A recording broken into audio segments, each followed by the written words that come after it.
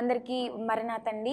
ఈ సమయాన్ని ఇచ్చినటువంటి దేవాతి దేవునికి నా హృదయపూర్వకమైన వందన మరణాతలు. అలాగే ఇక్కడ కూర్చుని కార్యక్రమాన్ని వీక్షిస్తున్న మీ అందరికీ కూడా ప్రత్యేకమైన వందన మరణాతలు. ఈరోజు ఒక చక్కని స్త్రీ గురించి మనం తెలుసుకుందాం. అయితే పరిశుద్ధాత్మ దేవుడు పరిశుద్ధ గ్రంథంలో అనేక మంది భక్తుల్ని దేవుడు మనకి పరిచయం చేయడం జరిగింది. మంది భక్తుల్లో కొద్ది మంది స్త్రీలు మాత్రమే ఉన్నారు. ఆదికాండం నుంచి ప్రకటన గ్రంథం వరకు అనేక మంది భక్తులు ఉన్నారు. అయితే వారిలో కొద్ది మంది మాత్రమే స్త్రీలు ఉన్నట్లుగా మనకు కనపడుతూ ఉన్నారు. హల్లెలూయా. ఆ కొద్ది మంది స్త్రీలు కూడా ఎంతో చక్కగా భక్తి చేస్తూ దేవుని యందు భయభక్తులు కలిగి దేవుని యందు విధేయత కలిగి వారు ఎంతగానో జీవించినట్లుగా మనం చూస్తూ ఉన్నాము. హల్లెలూయా. ఈరోజు నేను చెప్పబోయే స్త్రీ ఎవరు అంటే ఈమె సాధారణమైన స్త్రీ కాదు, పేదరాలేమి కాదు, లేదంటే ఈ కులము ఆ మతము లేదంటే ఇది అది అని చెప్పడానికి ఏమీ లేదు. కానీ ఈమె ఒక దేశానికే రాణిగా ఉంది. ఆమె ఎవరు అంటే షేబా దేశపు రాణి. హల్లెలూయా. పరిశుద్ధ గ్రంథంలో ఈమె పేరు ఎక్కడ కూడా రాయబడలేదు. కేవలం ఈమె గురించి ఎక్కడ ప్రస్తావించినా సరే షేబా దేశపు రాణిగా మాత్రమే ప్రస్తావించడం జరిగింది. అయితే షేబా దేశపు రాణి గురించి ఎందుకు దేవుడు పరిశుద్ధాత్మ దేవుడు ఇంతలా రాయించాడు అంటే ఈమెలో ఏమి గొప్పతనం ఉంది, ఈమెలో ఏమి ప్రత్యేకత ఉంది అని మనం ఆలోచిస్తే దేవుడు మనందరిలో కూడా ఈమెలో నేర్చుకోవాల్సిన అనేకమైన లక్షణాలు మనకి తెలియచేస్తూ ఉన్నారు. హల్లెలూయా. అయితే ఈ షేబా దేశపు రాణి గురించి పరిశుద్ధ గ్రంథంలో కొన్ని చోట్ల ప్రస్తావించడం జరిగింది. మొదటి రాజుల గ్రంథం 10వ అధ్యాయం 1వ వచనంలోను, 2వ దినవృత్తాంతముల గ్రంథం 9వ అధ్యాయంలోను, మత్తయి సువార్త 14వ అధ్యాయము 42వ వచనంలోను, లూకా సువార్త 11వ అధ్యాయము 31వ వచనంలోను పరిశుద్ధాత్మ దేవుడు ఈమె గురించి ప్రస్తావించడం జరిగింది. హల్లెలూయా. అయితే యేసు ప్రభువారే ఆయన నోటితో చెప్పిన మాట ఏంటంటే దక్షిణపు దేశపు రాణిగా ప్రభువు నోటితో చెప్పారు. ఎలా చెప్పారండి? దక్షిణపు దేశపు రాణిగా అంటే ఈమె గురించి ఎందుకు ప్రభువే ప్రస్తావించారు, ఈమె ఎందుకు అంత స్పెషాలిటీగా ఉంది, ఈమె ఎందుకు దేవుని చేత అభిషేకింపబడింది, ఈమె ఎందుకు ఒక షేబా దేశపు రాణిగా ఉండి అనేక మంది రాణులు ఉండుంటారు, ఆ కాలంలో అనేక మంది ఉండుంటారు. కానీ అయినప్పటికీ కూడా ఈమె మాత్రమే పరిశుద్ధాత్మ దేవుని చేత ఎందుకు ఎన్నుకోబడింది అంటే ఈమెలో ఉన్న కొన్ని మంచి లక్షణాలు బట్టి ఈమె ఇంత ప్రత్యేకంగా మారిపోయింది. దేవునికి స్తోత్రం. హల్లెలూయా. ఈరోజు మీరు నేను కూడా ప్రత్యేకముగా మారాలి. ఇన్ని కోట్ల మంది ఉన్న ఈ జనాభాలో మనము కూడా పరిశుద్ధాత్మ చేత ఎన్నుకోబడాలి, పరిశుద్ధాత్మ చేత ప్రేమింపబడాలి, పరిశుద్ధాత్మ చేత మనము కూడా ఆయన చేత వాడబడే రీతిగా మనము కూడా మారాలి. హల్లెలూయా. అయితే ఈ షేబా దేశపు రాణిలో ఉన్న లక్షణాలు ఏంటంటే అసలు మనం గ్రహిస్తే సాధారణంగా ఒక దేశాన్ని పరిపాలించే వాళ్ళు రాజులు ఉన్నట్లుగా మనం చూస్తాం. ఒక హిజ్కియా రాజు గారు కానీ, దావీదు రాజు గారు కానీ, సొలొమోను గారు రాజు గారు కానీ, సౌలు రాజు కానీ ఇలాగా ఒక పురుషుల్ని మనం చూస్తాం. ఒక రాజ్యాన్ని పరిపాలించడం అంటే అది సాధారణమైన విషయం కాదు. ఈ కాలంలో దైవజనులు కేవలం ఒక సంఘాన్ని నడిపించడం కోసమే చాలా ఇబ్బంది పడుతూ ఉన్నారు. అలాగే కొద్దిమంది నాయకులు వారికి అప్పగించిన చిన్న పనిని పూర్తి చేయడానికి చాలా కష్టపడుతూ ఉన్నారు. కానీ ఒక షేబా దేశపు రాణిగా, ఒక స్త్రీగా ఒక దేశాన్నంతటినీ కూడా చూసుకోవాలి. దేశాన్నంతటినీ అంటే అందులో ఉన్న అధికారుల్ని చూసుకోవాలి, అందులో ఉన్న పేదవారిని చూసుకోవాలి, కుల మతాలు భేదాలు లేకుండా చూసుకోవాలి, అడ్డంకులు లేకుండా చూసుకోవాలి, వారికి ఏ ప్రమాదం లేకుండా చూసుకోవాలి, దొంగల కట్ట ఏమి రాకుండా చూసుకోవాలి, యుద్ధ నైపుణ్యాలు కలగకుండా చూసుకోవాలి, ఒకవేళ యుద్ధం వచ్చినా సరే ఎదుర్కోగలిగిన సామర్థ్యం దేశంలో ఉండాలి. ఇన్ని రకాలుగా ఒక రాణి తన దేశాన్ని అంతటినీ చూడడం అంటే ఒక స్త్రీగా అది అసాధ్యమనే చెప్పుకోవాలి. కానీ ఈ స్త్రీ ఈ షేబా దేశానికి రాణిగా ఉన్న ఈమె తన దేశాన్ని చక్కగా పరిపాలించడమే కాదు కానీ దేవుని చేత గుర్తింపబడే చక్కని లక్షణాలు ఈమె కలిగి ఉంది. హల్లెలూయా. అయితే ఈమెలో ఉన్న లక్షణాలు ఏంటి అనేది మనం చూస్తే మొట్టమొదటిగా ఈమెలో ఉన్న లక్షణం ఏంటంటే యెహోవా నామమును గూర్చి విన్నది. ఏం విన్నదండి? యెహోవా నామమును మనం కూడా వినాలి. ఈమెలో ఉన్న మొదటి లక్షణం గుర్తుపెట్టుకోండి, ఈమె వినే అనుభవంలో ఉంది. ఈరోజు నీవు నేను కూడా వినాలి, మొదటిగా వినాలి. మీరు ఏ బాధతో బాధపడుతున్నారు, ఏ కష్టంతో నలిగిపోతున్నారు, ఏ సమస్య మీతో ఉన్నారో నాకైతే తెలియదు. కానీ ఈరోజు మీ బాధ తీరాలి అంటే, ఆ కష్టం నుంచి మీరు డెలివర్ అవ్వాలంటే, ఆ బాధ నుంచి, ఆ చీకటి శక్తి నుంచి మీరు విడుదల పొందాలి అంటే మొదటిగా వినే అనుభవంలో ఉండాలి. దేవుని యొక్క వాక్యాన్ని, దేవుని యొక్క మాటల్ని మీరు వింటే దేవుడు స్వయముగా మీ పట్ల అద్భుతాన్ని చేస్తాడు. దేవునికి స్తోత్రం. హల్లెలూయా. ఈమెలో ఉన్న మంచి లక్షణము వినే అనుభవం. ఎవరి గురించి విన్నదండి? యెహోవా నామమును గూర్చి విన్నది. మీరు కూడా వింటారు. ఎవరి మాటలు వింటారు? ఆ ఇరుగు పొరుగు వాళ్ళ మాటలు వింటారు, లేదంటే మీ బంధువుల మాటలు వింటారు, లేకపోతే మీ స్నేహితుల మాటలు వింటారు, లేదంటే వాళ్ళ మాటలు వీళ్ళ మాటలు, ఎవరో ఒకళ్ళ మాటలు వినడమే తప్ప ఎవరి మాటలు వినాలి? మనం అందరము కూడా దేవుని యొక్క మాటలు మనం వినాలి. యెహోవా నామమును గూర్చి వినాలి. ఆయన నామమును గూర్చి మనం తెలుసుకునే వారిగా ఉండాలి తప్ప వారి మాటలు వీరి మాటలు వినడం వల్ల మనము ఎంత మాత్రం కూడా అభివృద్ధి చెందలేము, ఎంత మాత్రం కూడా ఆశీర్వాదంలోకి రాలేము. కానీ మనము వినే అనుభవంలో ఉండాలి. ఎందుకు అంటే దేవుని యొక్క ఆశీర్వాదం చూడాలి అంటే మీరున్న కష్టం నుంచి, మీరు పడుతున్న బాధల నుంచి, ప్రతి దాని నుంచి కూడా విడిపించగలిగిన సామర్థ్యము మన యేసయ్యకి మాత్రమే ఉందని వినగలగాలి. దేవునికి స్తోత్రం. హల్లెలూయా.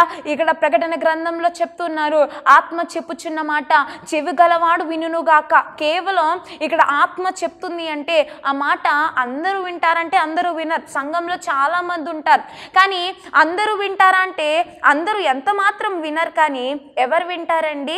కేవలం ఆత్మ చెప్పుచున్న మాట చెవి గలవాడు మాత్రమే వింటాడు. అంటే మనందరికీ చెవులు ఉన్నాయి, కానీ ఈ మాట నా కోసమే, దేవుడు నా కోసమే మాట్లాడుతున్నాడు, ఇది నేను సరి చేసుకోవాలి, దేవుడు నన్ను హెచ్చరిస్తున్నాడు, దేవుడు నన్ను గద్దిస్తూ ఉన్నాడు, దేవుడు నాకు ఈ మార్గంలో వెళ్ళమని చెప్తూ ఉన్నాడు అని కొద్ది మంది మాత్రమే పరిశీలించుకుంటారు. ఆ పరిశీలించుకున్న వాళ్ళకి చెప్తున్నాడు, ఆత్మ చెప్పుచున్న మాట కేవలం చెవి గలవాడు మాత్రమే వింటాడు. దేవునికి స్తోత్రం. హల్లెలూయా. అంటే యాకోబు రాసిన పత్రిక 1వ అధ్యాయం 19వ వచనంలో ఈ రీతిగా ఉంది, ప్రతి మనుష్యుడు వినుటకు వేగరపడాలంట. దేనికండి? వినుటకు. చాలా మంది మాట్లాడడానికి తొందరపడతారు తప్ప వినటానికి కొద్దిసేపు కూడా ఆలోచించరు. దేవుడు చెప్తున్నాడు, మనమందరము కూడా వినుటకు వేగరపడేవారిగా ఉండాలి. దేవునికి స్తోత్రం. ఎవరైనా ఏదైనా చెప్తూ ఉన్నారంటే ఆ మాటను మనం వినేవారిగా ఉండాలి. ఆ మాటను విని దాని తర్వాత రియాక్షన్ ఎలా ఇవ్వాలి, దానికి యాక్షన్ మనం ఎలా తీసుకోవాలి, అసలు ఏంటి అనేది మనం ఆలోచించాలి తప్ప మనం ఇప్పట్లో ఏం చేస్తున్నామని అందరం కూడా వినేది తక్కువైపోయింది, మాట్లాడేది ఎక్కువైపోయింది. అనవసరమైన విషయాల్లో కూడా మనం ఉన్నామని చెప్పేసి ముందుకు వెళ్ళిపోతాము. కానీ దేవుడు చెప్తూ ఉన్నాడు, వినే అనుభవంలో మనం అందరము కూడా ఉండాలి. దేవునికి స్తోత్రం. హల్లెలూయా. ఏ మాటలు వినాలి అంటే ఇరుగు పొరుగు మాటలు, ముసలమ్మ ముచ్చట్లు, ఆ కబుర్లు ఈ కబుర్లు వినడం వల్ల ఉపయోగం లేదు. కానీ మనమందరము వినాలి యెహోవా నామమును గూర్చి. దేవునికి స్తోత్రం. హల్లెలూయా. యెహోవా నామమును గూర్చి ఈరోజు వింటున్న నీవు ఈ షేబా దేశపు రాణిలో ఉన్న మొదటి అనుభవం కూడా నీవు కలిగి ఉండాలి. దేవునికి స్తోత్రం. హల్లెలూయా. దేవుని యొక్క వాక్యం సెలవిస్తుంది, వినుట వలన విశ్వాసం కలుగుతుందంట. దేవుడు చెప్తున్నాడు, విశ్వాసం లేకుండా మనం ఎవ్వరం కూడా దేవునికి ఇష్టలు అవ్వలేం. ఈ దేవునికి ఇష్టలై ఉండుట అసాధ్యము అంటున్నాడు. అంటే మనమందరము కూడా దేవునికి ఇష్టలం అవ్వాలి అంటే మనందరం ఏం చేయాలండి? వినే అనుభవంలో ఉండాలి, విశ్వాసం కలిగి ఉండాలి. దేవునికి స్తోత్రం. హల్లెలూయా. వినుట వలన ఏం కలుగుతుందంట? మనకి విశ్వాసం కలుగుతుందంట. ఈరోజు విశ్వాసులు అని చెప్పుకుంటున్నాం తప్ప విశ్వాసులుగా ఉన్న మనలో ఏముండట్లేదండి? విశ్వాసం ఉండట్లేదు. కాబట్టి ఈరోజు దేవుడు చెప్తూ ఉన్నాడు, వింటే గనుక దేవుడు మనకి ఏం కలగ చేస్తాడు? విశ్వాసము కలగ చేస్తాడు. ఈ షేబా దేశపు రాణిలో ఉన్న మొదటి లక్షణం ఏంటో తెలుసా? ఆమె యెహోవా నామమును గూర్చి విన్నది. ఈరోజు మనము కూడా యెహోవా నామమును గూర్చి వినేవారిగా ఉండాలి. వినే అనుభవంలో మనము కూడా ఉంటే దేవుడు షేబా దేశపు రాణిని గుర్తించినట్లుగా, షేబా దేశపు రాణిని పరిశుద్ధాత్మ దేవుడు వాడుకున్న రీతిగా, ఆయన నోటితో దక్షిణపు దేశపు రాణిగా గుర్తించిన రీతిగా ఈరోజు ఇంతమంది జనాభాలో నిన్ను నన్ను కూడా దేవుడు గుర్తించాలని ఆశపడుతున్నాడు. ఎప్పుడో తెలుసా? మనము కూడా ఈమెలాగా వినే అనుభవంలో ఉండాలి. ఈరోజు దాకా మీరు ఆయన వినే అనుభవంలోనే ఉంటారు, కానీ ఏం వింటున్నారో నాకైతే తెలీదు. ఏం వినాలండి? యెహోవా నామమును గూర్చి వినాలి. దేవునికి స్తోత్రం. హల్లెలూయా. ఇక రెండవ అనుభవం, మొదటిగా విన్నదిమే ఏం చేసిందండి? వినే అనుభవంలో ఉంది. ఇక రెండవదిగా ఈమెలో ఉన్న చక్కని అనుభవం ఏంటంటే యెరూషలేమునకు వచ్చింది. ఏం చేసిందండి? యెరూషలేమునకు వచ్చేసింది. మొదటిగా విన్నది. మీరు కూడా ఈరోజు విన్న మీరు వెంటనే ఏం చేయాలి? యెరూషలేమునకు వెళ్ళాలంటే ఫ్లైట్ బుక్ చేసుకుని వెళ్ళడం అని చెప్పడం కాదు, కానీ యెరూషలేము అంటే మన సంఘానికి సాదృశ్యంగా ఉంది. అంటే ఈరోజు విన్న మీరు వెంటనే ఏం చేయాలండి? మీ సంఘంలోకి వెళ్ళి మీరందరూ కూడా దేవుని ప్రార్థించే రీతిగా మనం అందరం ఉండాలి. మొదటిగా వినే అనుభవంలో ఉంది, రెండవదిగా సన్నిధికి వచ్చే అనుభవంలో ఉంది. దేవునికి స్తోత్రం, హల్లెలూయా. మనము కూడా సన్నిధికి వచ్చే అనుభవంలో ఉండాలి. దేవుని సన్నిధిలో సంపూర్ణ సంతోషం ఉంటుంది. దేవుని సన్నిధిలో అసాధ్యమైనది కూడా సాధ్యము చేయగలడు. దేవుని సన్నిధిలో ఎటువంటి కార్యమైనా జరుగుతుంది. కాబట్టి దేవుడు చెప్తూ ఉన్నాడు, దేవుని సన్నిధికి రావాలి. దేవునికి స్తోత్రం, హల్లెలూయా. విన్న ఆమె సరే విన్నాను కదా అని అక్కడే కూర్చోలేదు. సరే విన్నాను కదా యెహోవా నామం గురించి అక్కడే స్తుతిస్తూ కూర్చోలేదు, కానీ వెంటనే బయలుదేరిపోయింది. ఎక్కడికండి? యెరూషలేమునకంటే ఈరోజు ఈ వాక్యం వింటున్న మీరు, వినే అనుభవం కలిగి ఉన్న మీరు కూడా వెంటనే బయలుదేరాలి. ఎక్కడికి బయలుదేరాలి? వెంటనే యెరూషలేము అని పోల్చబడే సంఘమునకు బయలుదేరాలి. దేవునికి స్తోత్రం, హల్లెలూయా. కోరాహు కుమారులు, ఒక పక్క కోరాహు చేసిన పాపమును బట్టి, తన చేసిన తప్పిదమును బట్టి, తన మాట్లాడిన మాటలను బట్టి, దేవుడు యొక్క ఉగ్రతని బట్టి ఏం చేశారు? దేవుడు ఆ యొక్క సంహార దూత వచ్చి భూమి నోరు తెరిచినప్పుడు కోరాహు సంతానము, కోరాహు అందరూ కూడా నశించిపోయారు. కోరాహుకి సపోర్ట్లు చేసిన వాళ్ళందరూ కూడా నశించిపోయారు. కానీ కోరాహు ఇద్దరు కుమారులు మాత్రం ఓ పక్క సంహార దూత వచ్చేసిన తరుముకుంటూ ఎలాగైనా వీళ్ళని చంపాలని వస్తుంది. కానీ ఈ కోరాహు కుమారులు పరిగెడుతూ ఎక్కడికి వచ్చి పడిపోయారండి? యెహోవా సన్నిధిలో ఆ గుమ్మంలోకి వచ్చి ఇలా పడిపోగానే అక్కడితో సంహారదూత ఆగిపోయి వెనక్కి వెళ్ళిపోయింది. దేవునికి స్తోత్రం, హల్లెలూయా. ఈ విషయం ఎందుకు చెప్తున్నానో తెలుసా? ఏ బాధతో మీరు బాధపడుతున్నారో తెలీదు, ఏ కష్టంతో మీరు నలిగిపోతున్నారో తెలీదు, ఏ సంహారదూత మిమ్మల్ని వెంబడిస్తుందో తెలీదు, చీకటి శక్తులు ఏమైనా ఏలుబడి చేస్తున్నాయేమో.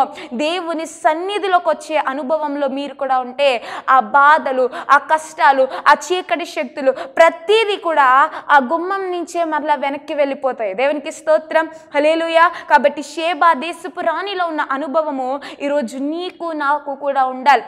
దావీదు గారు ఎంతో గొప్ప భక్తుడు, మంచి రాజు, అన్నీ బాగున్నాయి, కానీ ఆయన ఎప్పుడు కూడా కోరుకునేది ఒకటే, చిరకాలము నేను యెహోవా సన్నిధిలో ఉండాలని. అంతేకాదు మోషే గారు ఒక ఉగ్రతను బట్టి దేవుడు చెప్తున్నాడు మోషే గారితో, నేను రాను, మీతో నా దేవదూతను పంపుతాను, అది మీ ముందు నడుస్తుంది, మీరు బయలుదేరండి అన్నప్పుడు దేవదూత కూడా అన్నీ తెలిసిందే, కానీ దేవదూత కూడా దేవుని యొక్క సహకారే. కానీ అయినప్పటికీ కూడా మోషే గారు ఎంత మాత్రం ఒప్పుకోలేదు. నాకు దేవదూతలు లేదంటే పరిశుద్ధులు ఎవరో తోడొద్దు, కానీ ఏం తోడు కావాలండి? నీ సన్నిధి నాకు తోడు కావాలి. దేవునికి స్తోత్రం, హల్లెలూయా. నీ సన్నిధి నాకు తోడొస్తేనే తప్ప ఒక్క అడుగు కూడా ఇక్కడి నుంచి వెయ్యను అని చెప్పి మోషే గారు చెప్పిన మాట ఏం చేశారండి? దేవుడు తన సన్నిధి తోడు పంపించే అంతవరకు కూడా మోషే గారు అక్కడి నుంచి కదలలేదు. అంటే ఈరోజు మీరు కూడా ఏ వ్యాపారమైనా మొదలు పెడుతున్నారా, ఏ ఉద్యోగంలోకైనా వెళ్తున్నారా, ఏదైనా నూతన పని ప్రారంభించాలనుకుంటున్నారా, లేదంటే స్కూల్స్కి కాలేజెస్కి వెళ్తున్నారా, లేదంటే ఏదైనా ఉద్యోగాలకి లేదంటే బంధువుల ఇంట్లకి ఎక్కడికైనా వెళ్తూ ఉన్నారా, ఏదైనా ప్రయాణాలు చేస్తూ ఉన్నారా, దేవుణ్ణి అడగండి, యేసయ్యా నీ సన్నిధి నాకు తోడు కావాలి. దేవునికి స్తోత్రం, హల్లెలూయా. ఆయన సన్నిధి తోడు మనం కోరుకుంటే మనకి అసాధ్యమైనదంటూ ఏది ఉండదు. ఆయన సన్నిధి మనం కోరుకుంటే మనకి కొరత ఉండదు. ఆయన సన్నిధి మనం కోరుకుంటే ఎటువంటి సంహార దూతలు మన దగ్గరికి రావు. ఆయన సన్నిధి తోడు మనం కోరుకుంటే బలహీనులుగా ఉన్నాం, బల పొందుకుంటాము. ఆయన సన్నిధి తోడు మనకుంటే అసాధ్యమైనవంటూ కూడా సాధ్యముగా మారుతాయి. దేవునికి స్తోత్రం, హల్లెలూయా. ఆయన సన్నిధి మనం కోరుకునే వారిగా ఉండాలి. ఆయన సన్నిధిలో ఉండే భాగ్యము మనం కలిగి ఉంటే కనుక దేవుడు తప్పకుండా ఈరోజు నిన్ను నన్ను కూడా ఆశీర్వదించాలనుకుంటూ ఉన్నాడు. దేవునికి స్తోత్రం, హల్లెలూయా. మనం చూస్తే యెరూషలేము దేనికి సాదృశ్యంగా ఉంది? సమాధాన పట్టణం అని చెప్పొచ్చు. యెరూషలేము యెరూషలేము గురించి చెప్పాలంటే సమాధాన పట్టణం అని. యెరూషలేము మందిరమును కలిగి ఉన్నది. ఏం కలిగి ఉందండి? మందిరమును కలిగి ఉంది. యెరూషలేము దేవుని సన్నిధికి సాదృశ్యం. ఈరోజు అది సమాధాన పట్టణం. నీ సన్నిధి కూడా ఒక సమాధాన పట్టణమే. వెంటనే బయలుదేరండి. మీ సన్నిధిలో దేవుని యొద్ద మొర పెడితే తప్పకుండా దేవుడు కార్యం చేస్తాడు. దేవునికి స్తోత్రం. హల్లెలూయా. దేవదాసయ్య గారు అన్నారు, సన్నిధి అంటే నిధి అనే అర్థం. అంటే ఎవరైతే సన్నిధి అనుభవంలో ఉంటారో, ఎవరైతే సన్నిధి చేస్తారో, ఎవరైతే ఆయన నామాన్ని మహిమపరుస్తారో వారికి ఏముంటుందంటండి? నిధి ఉంటుంది అని చెప్పారు. అంటే ఈరోజు మనము కూడా సన్నిధి చేసే అనుభవంలో, సన్నిధిలోకి వచ్చే అనుభవంలో, సన్నిధిలోనే ఉండే అనుభవంలో ఈరోజు మీరు నేను మనమందరము కూడా ఉంటే షేబా దేశపు రాణిలాగా పరిశుద్ధాత్మ చేత మనము కూడా వాడబడతాము. దేవునికి స్తోత్రం. హల్లెలూయా. యేసు ప్రభువారు పుట్టిన 8వ రోజున ఎక్కడికి తీసుకొచ్చేసారండి? దేవుని యొక్క సన్నిధికి తీసుకొచ్చేసారు. అంటే పుట్టగానే ఎక్కడికి తీసుకొచ్చేస్తున్నాం? మనమైతే చాలా అపురూపంగా చూస్తాం కదా, చాలా రోజులు తీసుకురాం. కానీ ఇక్కడ యేసు ప్రభువారు పుట్టగానే ఎక్కడికి తీసుకొచ్చేసారు? దేవుని యొక్క సన్నిధికి తీసుకొచ్చేసారు. ఈరోజు మీరు నేను కూడా మనం ఏ పరిస్థితుల్లో ఉన్నా, ఏ బలహీనతతో బాధపడుతున్నా, ఎన్ని ఇబ్బందులతో నలిగిపోతున్నా దేవుడు చెప్తూ ఉన్నాడు, కమ్ టు మై ప్రెజెన్స్. దేవుని యొక్క సన్నిధికి రావాలి. ఆయన సముఖంలో మనం ఉంటే తప్పకుండా దేవుని యొక్క అద్భుత కార్యాలు, సూచక క్రియలు మనము కూడా చూడగలుగుతాము. దేవునికి స్తోత్రం. హల్లెలూయా. మొట్టమొదటిగా వినే అనుభవంలో ఉంది. విన్న ఆమె వెనువెంటనే బయలుదేరింది, సన్నిధికి వచ్చే అనుభవంలో ఉంది. దేవునికి స్తోత్రం. హల్లెలూయా. ఇక మూడవదిగా చూస్తే ఈమె పరివారముతో వచ్చింది. ఎలా వచ్చిందండి? పరివారం అంటే మనం అందరిలో లేని లక్షణం ఇది. ఎందుకంటే మనం ఎవ్వరం కూడా మన కుటుంబ సమితంతో కానీ, ఇరుగు పొరుగు వారిని కానీ, బంధువుల్ని కానీ, స్నేహితుల్ని కానీ, రక్త సంబంధాలు కానీ ఏ ఒక్కరిని కూడా మనం సన్నిధికి తీసుకురావడానికి ఇష్టపడం, సన్నిధికి తీసుకురావడంలో ఆసక్తి చూపించం. కానీ ఈ షేబా దేశపు రాణి ఒంటరిగా వచ్చేలేదు. ఈ షేబా దేశపు రాణి 2-3 సైనికులను వేసుకుని వచ్చేలేదు. కానీ తన పరివారం అంతటితో వచ్చింది. దేవునికి స్తోత్రం. హల్లెలూయా. సన్నిధికి వస్తున్నా నీవు ఒంటరిగా వస్తే ఉపయోగం లేదు, లేదంటే ఏదో వచ్చి ప్రార్థన చేసుకుని వెళ్ళిపోతే ఉపయోగం లేదు. కానీ నీ పరివారం అంతా ఇక్కడ ఉండాలి. అంటే నీ కుటుంబము, నీ బంధువులు, నీ స్నేహితులు, నీ మేలు కోరుకునే ప్రతి ఒక్కరు కూడా ఇక్కడ ఉంటే దేవుడు తప్పనిసరిగా నిన్ను జ్ఞాపకం చేసుకుంటాడు. దేవునికి స్తోత్రం. హల్లెలూయా. ఒక్కరిమే వచ్చేస్తే మీరు ఒక్కరే పరలోకం వెళ్ళిపోతే సరిపోతుందండి? కాదు. కానీ మీరు వెళ్ళాలి, మీ కుటుంబము వెళ్ళాలి, మీ బంధువులు వెళ్ళాలి. మీ మేలు కోరుకుని మీ దగ్గరకు ఉండే ప్రతి ఒక్కరూ కూడా పరలోక రాజ్యానికి చేర్చే యొక్క మీదే బాధ్యత. కనుక మీరందరూ కూడా ఏం చేయాలి? పరలోక రాజ్యానికి చేర్చేవారిగా ఉండాలి. దేవునికి స్తోత్రం. హల్లెలూయా. అంటే సన్నిధికి ఏం చేయాలండి? పరివారముతో రావాలి. దేవునికి స్తోత్రం. హల్లెలూయా. చూడండి, ఇప్పుడు అడగకున్న అమ్మాయినా అన్నం పెట్టదంటారు. మనం కూడా ఏం చేయాలి? మనకున్న బాధ ఏంటో, మనకున్న సమస్య ఏంటో, కష్టం ఏంటో మన ప్రభువుకి తెలుసు. కానీ మనం అడుగుతాము అని దేవుడు చూస్తూ ఉన్నాడు. ఆలస్యం అయిపోయింది, ఏమీ లేదు.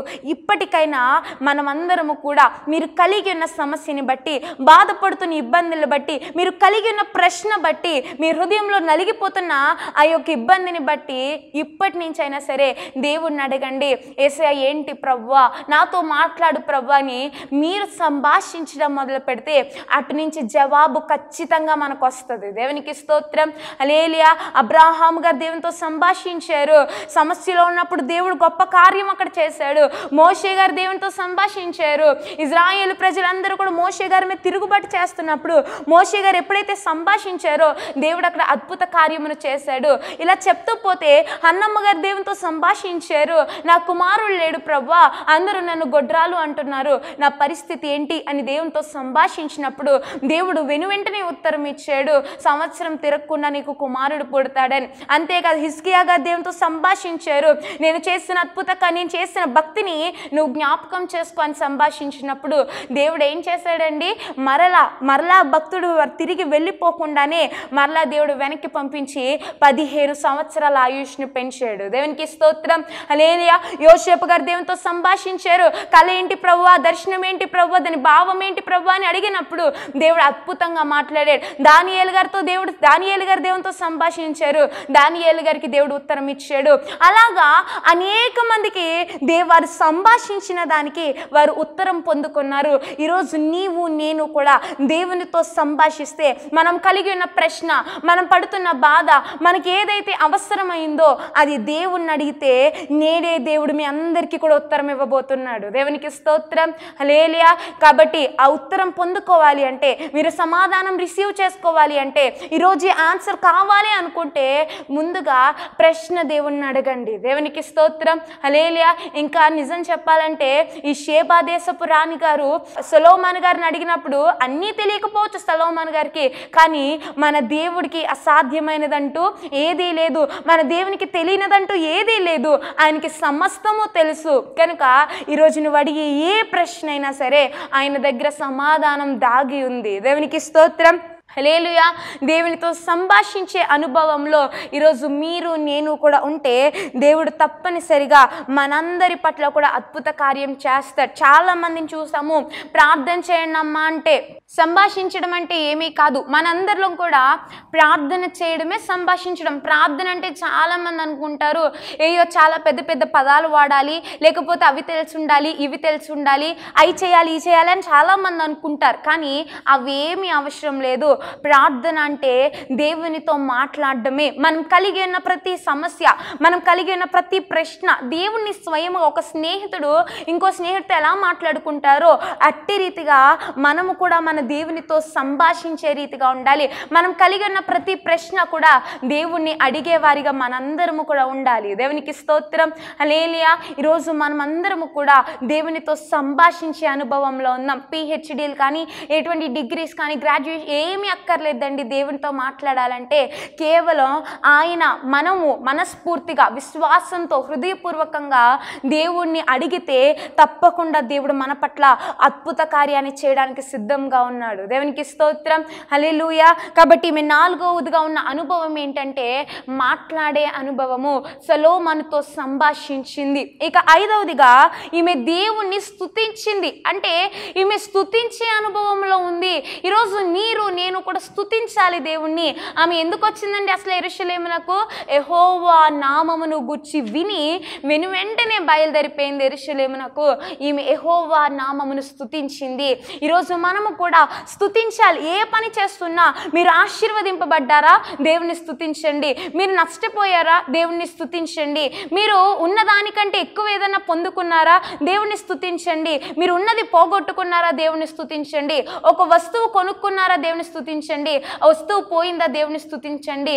ఇలాగా మనం కలిగి ఉన్న దాన్ని బట్టి, పోయిన దాన్ని బట్టి కూడా దేవుణ్ణి స్తుతించే వారిగా మనం అందరం కూడా ఉండాలి. మన జీవితంలోంచి ఒకటి పోయింది అంటే బాధపడకూడదు, కానీ దేవుడు అది నీకు సరి అయినది కాదు అంటే ఆటోమేటిక్గా దేవుడు ఏం చేస్తాడు, మన నుంచి దూరం చేయడానికే ట్రై చేస్తాడు. కాబట్టి ఎంత మాత్రం కూడా పోయిన దాన్ని బట్టి కూర్చుని ఏడ్చే కంటే, దేశయ్య నా కోసము నువ్వు సిద్ధపరిచినది నాకు పంపించు ప్రభువా అని మనం ప్రార్థించాలి. దేవునికి స్తోత్రం, హల్లెలూయా. ఏది నీకు సూటబుల్ కాదో, ఏది నీకు సూట్ అవుదో, నీకు పర్ఫెక్ట్ కాదో అది నీ జీవితంలోంచి దేవుడు ఖచ్చితంగా తీసేస్తాడు. కానీ నీ జీవితానికి ఏదైతే పర్ఫెక్ట్ అనిపిస్తుందో, ఏదైతే నీ జీవితానికి సరి అయినదో, నీ భవిష్యత్తులో ఏదైతే నీకు ఆశీర్వాదకరంగా ఉంటుందో అది తప్పనిసరిగా దేవుడు మీ జీవితంలోకి తీసుకొస్తాడు. దేవునికి స్తోత్రం, హల్లెలూయా. ఈమె స్తుతించే అనుభవం మనం కూడా స్తుతించాలి. ఏది పోయినా వచ్చినా ఏది ఏమైనప్పటికీ కూడా మనం ఈరోజు ఏదైతే కలిగి ఉన్నామో అది దేవుడిచ్చినదే. ఈరోజు మన దగ్గర నుంచి ఏదైనా పోయింది అంటే వెనక మరింత గొప్పది మన దేవుడు మనకి ఇవ్వబోతూ ఉన్నాడు. దేవునికి స్తోత్రం, హల్లెలూయా. కాబట్టి మనం ఏదేమైనప్పటికీ కూడా క్రైస్తవులుగా నేర్చుకోవాల్సింది ఒకటే, స్తుతించడము. భక్తులు అన్నారు, స్తుతి నీ స్థితినే మారుస్తుందంట. స్తుతి ఏం చేస్తుందండి, మనం కలిగి ఉన్న స్థితినే మార్చేస్తుంది. మనం కలిగి ఉన్నది ఎటువంటి స్థితి అయినా సరే అది మార్చగలిగిన సామర్థ్యము కేవలం దేనికి ఉందండి, స్తుతికి మాత్రమే ఉంది. ఈరోజు మీరు ఏ స్థితిలో ఉన్నారో నాకు తెలియదు, ఏ పరిస్థితిలో మీరు ఉన్నారో నాకు తెలియదు, కానీ దేవుడు చెప్తున్నాడు, మీరు నిజముగా స్తుతిస్తే మీ స్థితిని ఈ రోజే దేవుడు మార్చేస్తాడు. దావీదు గారు నిజముగా దేవుని స్తుతించారు. తన తండ్రి కొడుకుల లిస్టులోంచే దావీదు గారిని తీసేశారు. రాజ్యంలో ఒక విలువ లేదు, తన ఇంటి దగ్గర ఒక విలువ లేదు, తన అన్నల దగ్గర తనకి గౌరవం లేదు. ఏమీ లేదు దావీదు గారికి. అయినప్పటికీ కూడా దావీదు గారు చేస్తున్న స్తుతిని బట్టి తన అన్నల కంటే, తన వాళ్ళందరికంటే ఎక్కడైతే తలదించుకున్నాడో అక్కడే దేవుడు మహారాజుగా కూర్చుండబెట్టాడు. దేవునికి స్తోత్రం, హల్లెలూయా.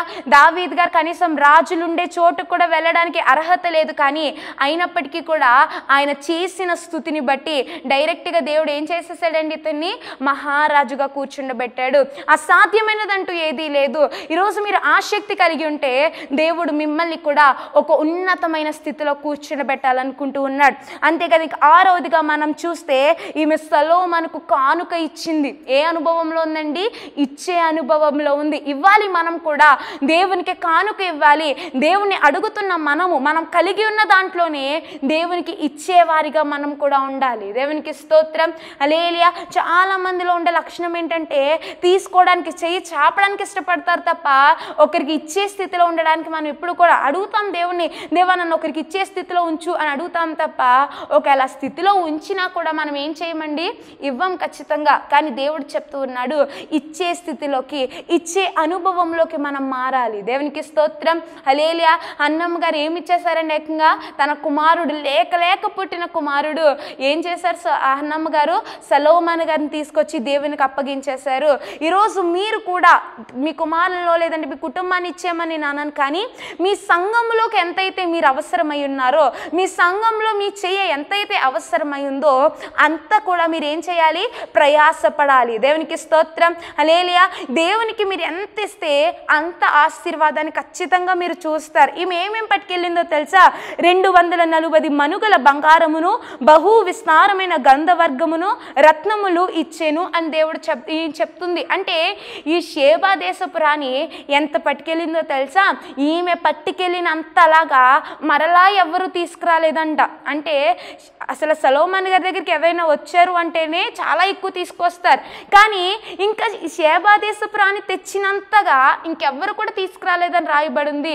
అంటే ఎంత విస్తారంగా పట్టుకెళ్ళిందో చూడండి.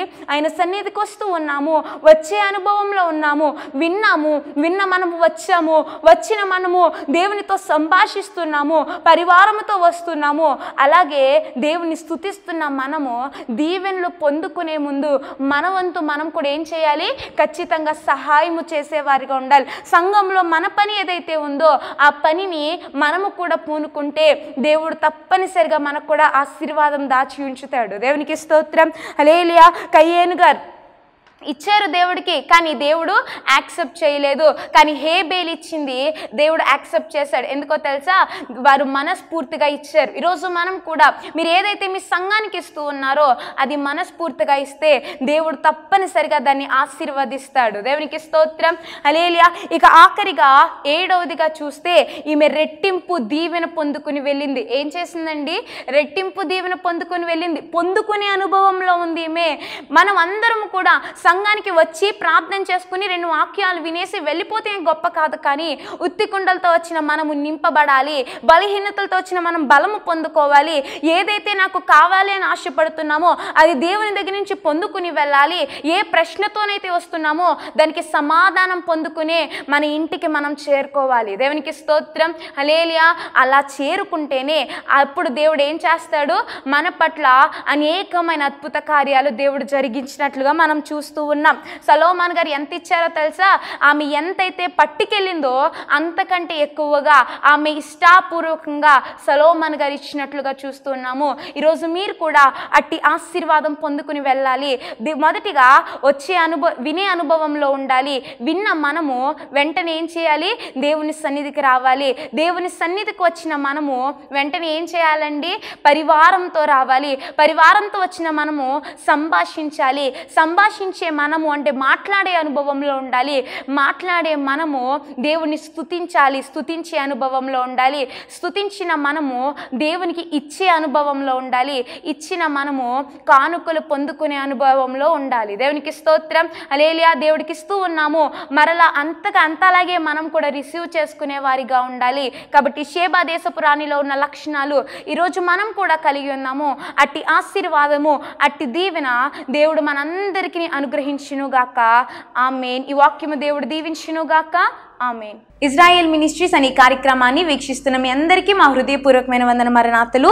ఈ వర్తమానములు మీకు ఆశీర్వాదకరంగా ఉన్నట్లయితే ప్రార్థన చేయండి. అలాగే దేవుడు మిమ్మల్ని ప్రోత్సహించినట్లయితే స్క్రీన్ మీద కనబడుతున్న ఈ నెంబర్కి ఫోన్పే కానీ గూగుల్ పే కానీ చేసి ఈ యొక్క పరిచర్యను ఇంకను సహకారం చేసి ప్రతిరోజు కూడా అనేకమైన వర్తమానాల ద్వారా మీ ముందుకు రావాలని మేము ఆశిస్తున్నాం. కాబట్టి దేవుని యొక్క ప్రేరేపణను బట్టి మీరు చేయగలిగిన సహకారము ప్రోత్సాహము అందించాల్సిందిగా ప్రభు పేరట తెలియజేస్తున్నాము. అలాగే పరిచర్య కోసం ప్రతిదినము కూడా మీ వ్యక్తిగత ప్రార్థనలో జ్ఞాపకం చేసుకోండి. దేవుడు మిమ్మల్ని మీ కుటుంబాన్ని దీవించును గాక. అలాగే ఎటువంటి ప్రార్థన అవసరతల కోసమైనా ఈ యొక్క నెంబర్కి కాంటాక్ట్ చేయొచ్చు. అందరికీ మరణాత. Praise the lord.